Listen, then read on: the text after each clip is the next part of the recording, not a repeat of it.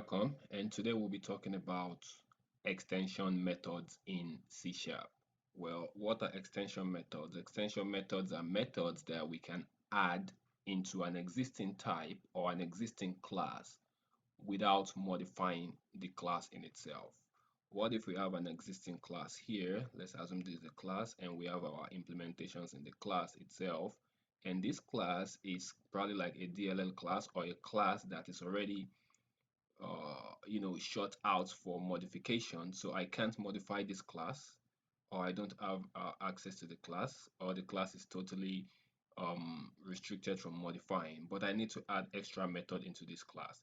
So now I can actually I can create a method outside of the scope of this class, which is my own method, and then I can actually extend this method from this class here. So how we are going to do that, I will show you. So you can see that I'll end up not modifying this class, but I extended the method outside of the class. I can still use the class to actually call the method. I'll show you how that works in programming. So here we are, and first of all, let me create a class here. Let me create a class up here. Let's assume that this is a class, or I can just go ahead and create a DLL file. Right click, add, new project, class library. Let's call that maths DLL. It's a dynamic link library. Okay, I'll create that. Maths DLL class. Okay, so that's going to be created now. So I have my DLL file here. Let me rename this as maths class.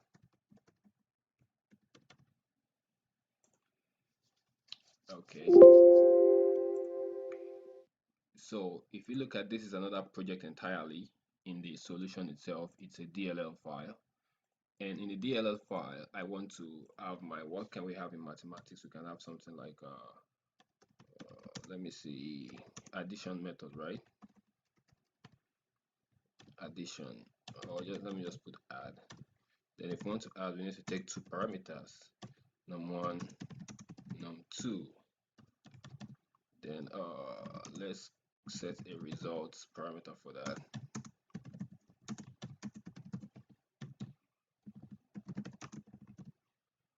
So this is an addition method that I created. Let me create something like a division method in the middle of this. Floats. I'm using float because some numbers you might divide and it comes back as decimal results. So we want to have a type that can actually handle that. So now I have add and float. Okay, so this DLL file is created and I have add and float in it, right? Then if I go to my so that makes this class an external class. Then I'm going back to my regular class, and what I want to do here is to actually have access to the maths DLL class. Now I don't have access to it. What I will do first is to go back to my solution explorer and reference it in my project. Reference, add reference, project. Then I have to reference this, and then okay. That way, you can see it here. That way, this project actually now have access to call this project. And if I call this maths DLL class, okay, then I'll come here and use using maths DLL class. Then I can do maths DLL equal to new maths. Then I can put two numbers there like 20 and 40, right, for the add method. Okay, sorry, not here. Then go ahead. I'll use the object that I created to actually call the add and divide method. add dot add, let's give it 20 and 30, right? That's for the division. Okay, then if we create another one for the division, there's add dot divide, right? So if we divide 50 by whatever 4, or let's say 3, and then we print that. So the thing is, from this other project, tutorial project, I'm actually calling the mass DLL class. Yes, fine, it should run fine, which is add 20 and 30 divide 50 by 3, right? So let's see what results we get.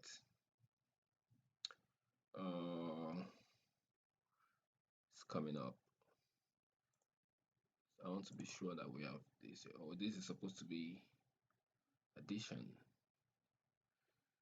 So here we have 50 and 53. We have 53 here because I'm supposed to use the division operator instead of addition here. So we'll go back there and change this plus to divide. Run that again. Then it should give us the result of 50 divided by 3. So what we're going to have is the first one should be 50 and the second one should be division of 50 by 3, right? So the float is actually working. But then I want to have a method which is like subtract. But because this class does not, this mass DLL class does not come with a subtract method. So how can I add it into it? I mean, I can go back to the here and then put my subtract method here. But that will be me editing the class, right? But I'm not supposed to edit this class. That is the idea. In reality, I wouldn't even have access to this class. I'll show you later on. But then I can actually extend this class by coming into my own class here and creating a method, which is creating a static class. First of all, extension method has to be like a static class and a static method. Public static class extend.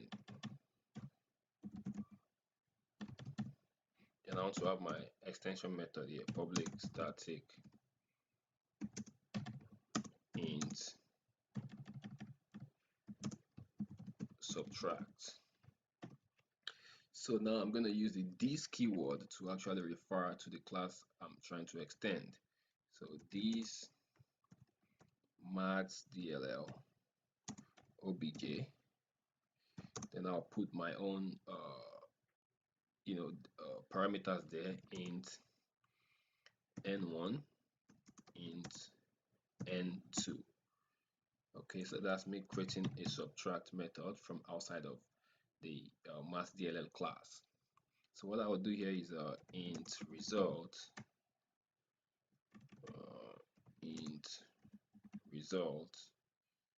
equal to n1 minus n2, right?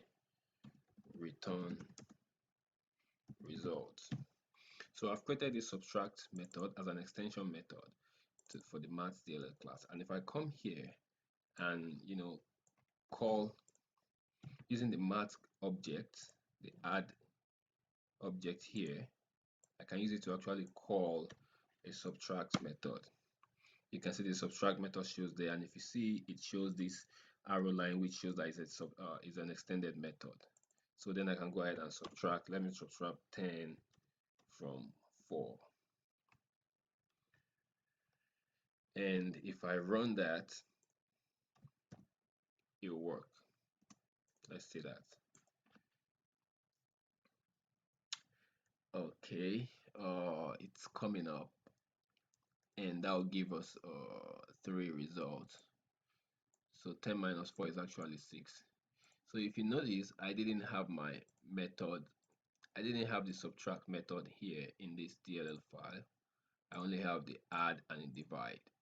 and I did the third method from outside of the class itself.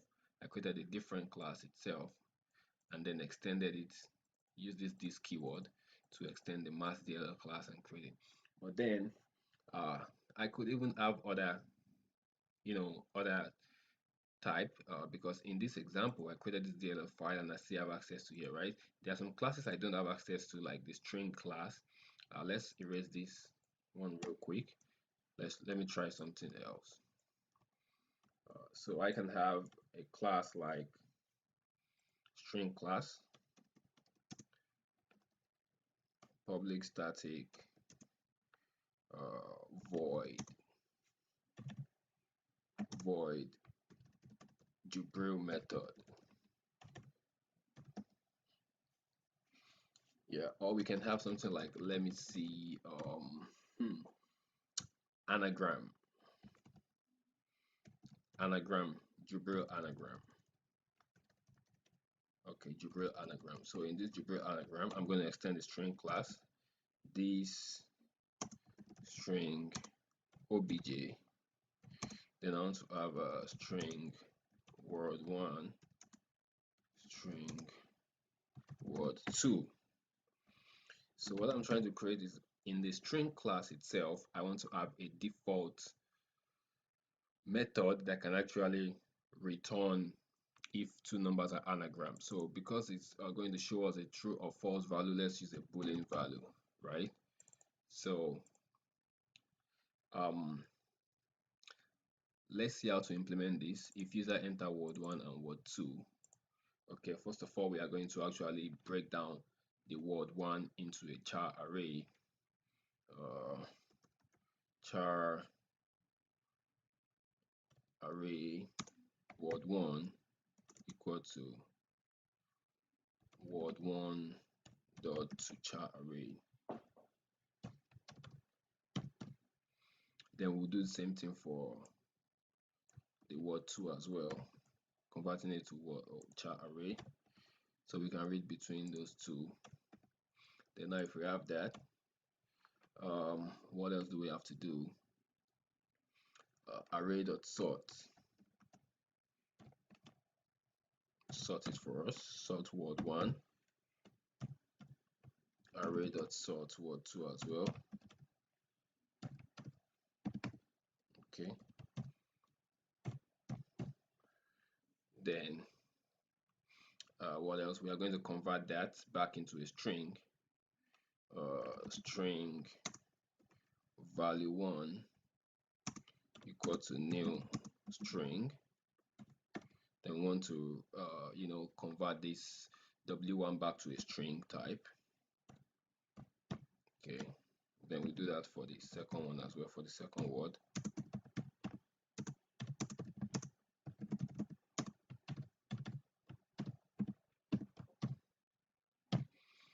So now we've stretched this first word into array here, stretch the second word into array as well, then we sort it alphabetically, then we convert it back to string. Now what we are going to check is if this value is equal to this value, then they are the same, then they're anagram. If val1 equal to val2, return true.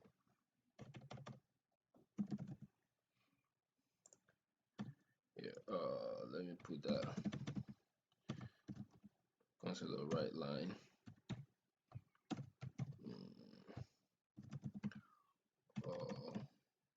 So that will be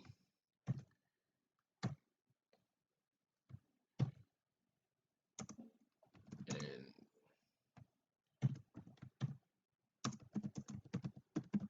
anagram, and I'll assign that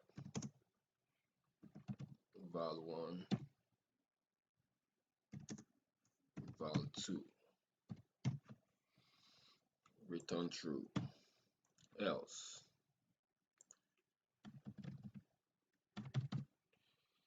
they are not anagram, and I'll return false.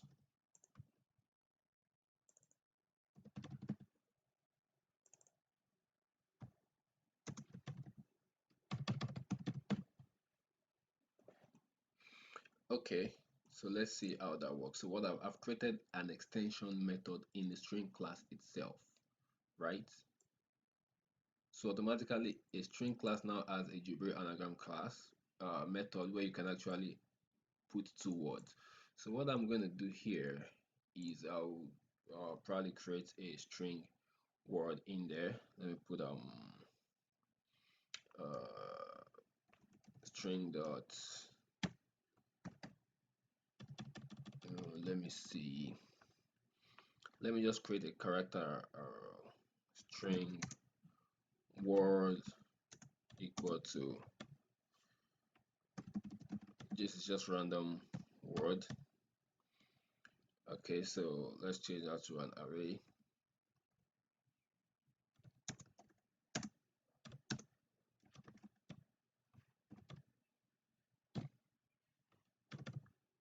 Right, string get equal to new string array. Then we are doing something like get dot jailbreak anagram. You can see the string already has my name in it. Then let's put two words in there. Let's put race car and another race car. So we want to check if these two are anagram, right? So it will be string and string. So now the jailbreak anagram method is having us to, like, compare to what if they are anagram.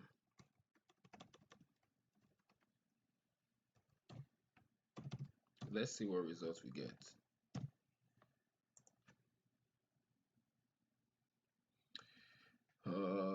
Using the string class to creating an extension method out of string class. You see, so yeah, race car and race car are anagram.